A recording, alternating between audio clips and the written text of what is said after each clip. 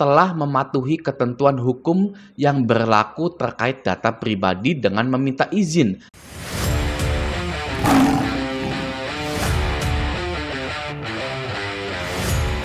Halo semuanya, kembali lagi di channel Raja Galba. Nah, di video kali ini saya ingin membongkar tentang penagihan yang dilakukan DC pinjol terhadap nasabah pinjaman online yang ada di Indonesia ini. Ya, hari ini ingin saya bongkar dan Anda pun wajib nonton video ini agar Galbay Anda itu makin mantep, makin teteg. Barat paku itu nggak bisa dicongkel gitu kan, teteg gitu. Waduh, ya langsung saja ya kita bahas. Nah, di sini saya sudah ada di websitenya Adapundi dan saya menemukan hal yang sangat menarik sekali. Oke, di sini di pertanyaan umum. Apakah ketika Adapundi memperoleh data pribadi penerima dana atau nasabah terkait dengan proses asesmen atau perolehan pendanaan dari penerima dana, Adapundi telah mematuhi ketentuan hukum yang berlaku terkait data pribadi? Nah, langsung saja kita baca ya. Nah, di sini ini akan saya screenshot dulu. Oke, karena kalau tidak di screenshot hilang ya, seperti itu tadi ya. Nah, ini saya screenshot dulu biar. Nah, mari kita baca. Nah, jawabannya, Adapundi telah mematuhi ketentuan hukum yang berlaku terkait data pribadi dengan meminta izin terlebih dahulu pada calon nasabah atau penerima dana yang hendak mengajukan hutang atau pendanaan dengan cara menerbitkan kebijakan data privasi yang disetujui calon penerima dana sebagai syarat pengajuan pendanaan atau hutang dan mengajukan permohonan untuk mendapat pendanaan. Penerima dana atau nasabah tidak mungkin mengajukan pendanaan tanpa mematuhi dan terikat pada kebijakan data privasi yang diterbitkan Adapundi dan dapat dilihat penerima dana dalam akunnya di platform atau aplikasi Adapundi. Nah, kita berhenti sampai sini dulu. Nah, ini akan saya bongkar di sini ya. Jadi, Adapundi bilang penerima dana atau nasabah tidak mungkin mengajukan pendanaan atau mengajukan hutang tanpa mematuhi dan terikat pada kebijakan data privasi yang diterbitkan Adapundi. Gitu ya. Yang artinya Anda itu tidak mungkin bisa melakukan fraud atau pemalsuan ketika mengajukan hutang di Adapundi. Ya. Nah, yang terjadi pada penagihan pinjol tidak hanya Adapundi, yang semua pinjol, gitu. DC dari semua pinjol itu selalu menyudutkan nasabah menggunakan tuduhan pemalsuan. Ya, yang nanti akan dilacak lokasinya karena tidak sesuai KTP, yang kondarnya palsu, yang perusahaan tempat bekerjanya palsu, dan lain-lain.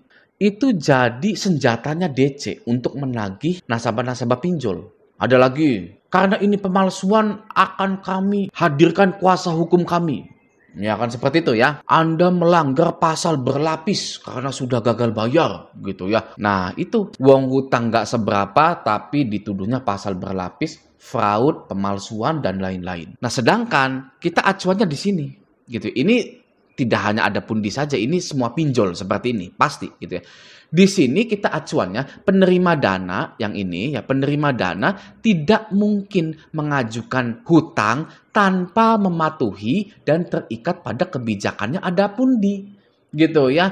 Jadi nggak mungkin data Anda palsu bisa cair, KTP Anda palsu bisa cair. Maksud saya di sini adalah jangan lagi takut kalau ada DC yang menyatakan bahwa Anda telah menipu.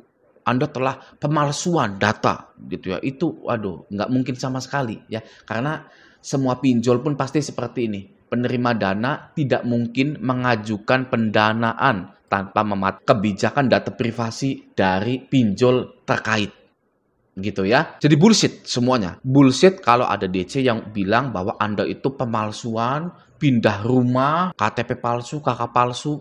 Gitu ya. Dan Anda pun boleh pindah rumah ya, bukan berarti kabur ya. Anda tidak perlu pindah rumah gitu. Tapi misalkan Anda memang perlu pindah rumah yang tadinya ngontrak gitu kan, punya hutang di pinjol, lalu ngambil KPR, Anda pindah ke rumah baru Anda, ya boleh-boleh saja, masa nggak boleh gitu kan ya. Logikanya di situ ya. Anda ngontrak, selama ngontrak Anda punya hutang di pinjol gitu kan. Nah, selama itu juga Anda sudah ngambil KPR. Masa nggak boleh pindah ke rumah KPR Anda? Harus ngontak terus di situ biar DC-nya bisa ke situ gitu kan. Ya nggak mungkin ya. sangat silly gitu kan, sangat lucu sekali kalau Anda nggak boleh pindah ke rumah Anda. Ya, jadi mulai dari sekarang stop takutnya, stop berpikiran yang aneh-aneh, berpikiran yang macem-macem, karena Anda hutang di pinjol itu telah mematuhi kebijakan dari pinjol tersebut. Ya, ibaratnya uang sudah dicairkan kok, masa tiba-tiba ada fraud? Kan nggak mungkin. Sebelum cair kemana aja, gitu kan? Surveinya bagaimana, verifikasinya bagaimana, gitu ya. Jadi aman ya, kalau di pinjol itu tidak ada yang namanya pasal berlapis, penipuan dan lain-lain.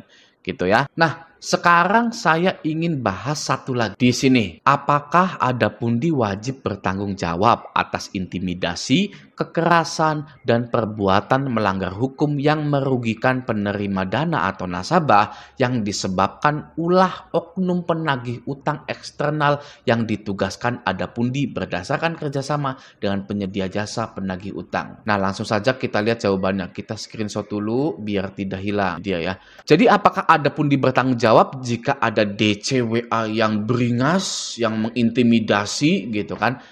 Mari kita baca. Ada pundi tidak bertanggung jawab atas tindakan tim penagih utang yang bukan karyawan ada pundi.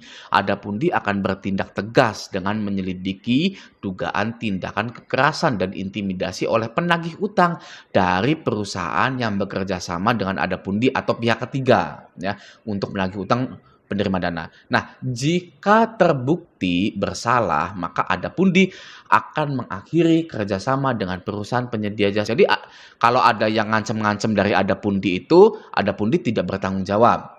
Ya, dan ada pundi pun akan langsung memutus kerjasama dari pihak ketiga tersebut. Ya, nah ini pun berlaku terhadap semua pinjol yang ada di Indonesia. Tidak hanya ada pundi saja sebenarnya. Nah, jadi solusinya dari saya, dari Raja Galbay, Anda tidak perlu meladeni penagihan-penagihan DC-DC tersebut.